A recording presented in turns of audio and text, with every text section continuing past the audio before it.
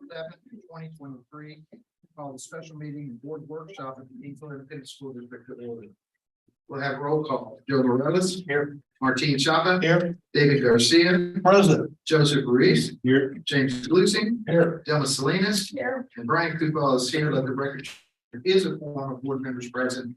And this meeting has been posted in accordance with Government Code Chapter 551, State of Texas Open Meetings Act. We move to the moment of silence, followed by the Pledge of Allegiance and the Texas Pledge.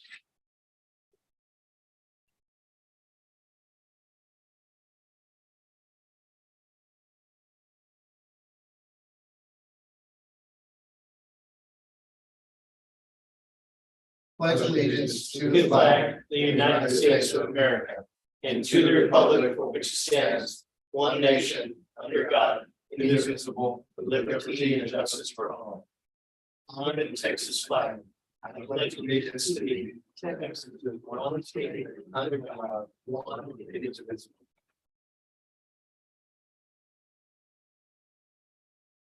This meeting is being live video streamed. We move to item number 4, which is the adoption of the agenda. Do I have a motion to adopt the agenda? I make a motion to adopt the agenda. Motion made by Ms. Salinas. I'll second motion. Seconded by Mr. Glusing. Any discussion? If not, all those in favor say aye. Aye. Any opposition? Motion carries 7-0. Item number 5, public participation. Do we have anyone that wishes to address the board? No, sir. All right, we move to item number 6, which is new business. Item A, discussion and possible action regarding COVID-19 leave during the pandemic.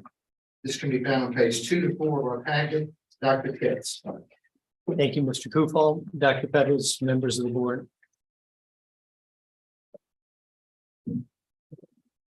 Thank you, Mr. Kufal, Dr. Pettis, members of the board. Our current COVID leave expired January the 17th. At the time, the cases were lower.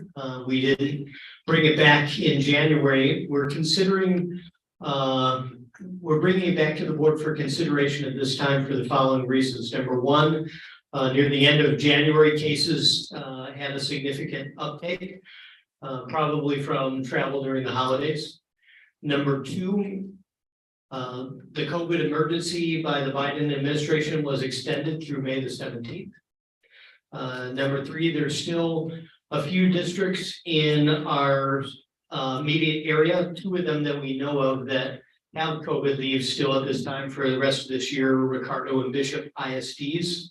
And finally, the 4th reason, probably the most important, is that our leave resets at the end of June, June the 30th, which means that right now, our employees that had COVID the first semester and took leave the first semester got COVID leave. But employees that had COVID leave after January the 17th did not have COVID leave. They had to take their own leave. So in order to be equitable, that would be one other reason to extend it to June the 30th, when all the leave is reset across the district for next year. That would be an even playing field. It wouldn't matter if someone got COVID at any time during this year. It would be fair for all employees. I'll take any questions.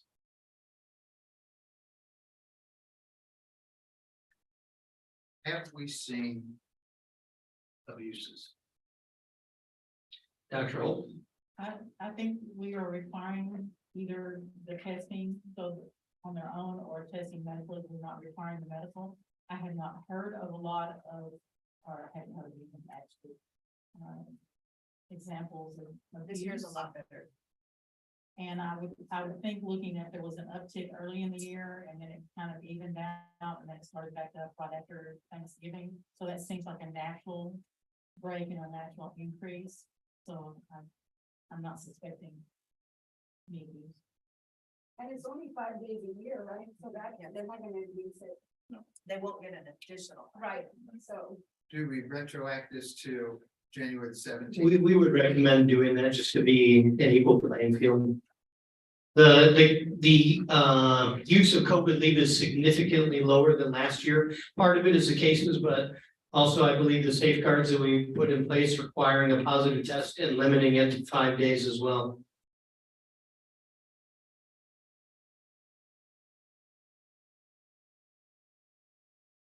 All right, any further questions or discussions? If not, I will entertain a motion. I'll make the motion to, what, extend the COVID leave? No, June. what, June 30th? Yes, June 30th, 2023. I'll second. Motion made by Ms. Salinas, seconded by Mr. Chapa. Any further discussion?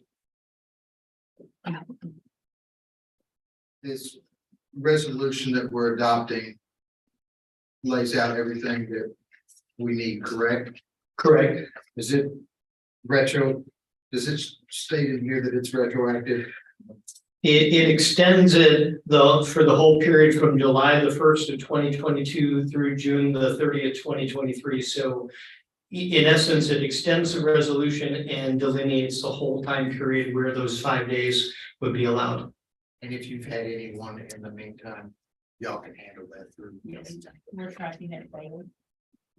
All right, there's been a motion made and seconded that we adopt the resolution as presented.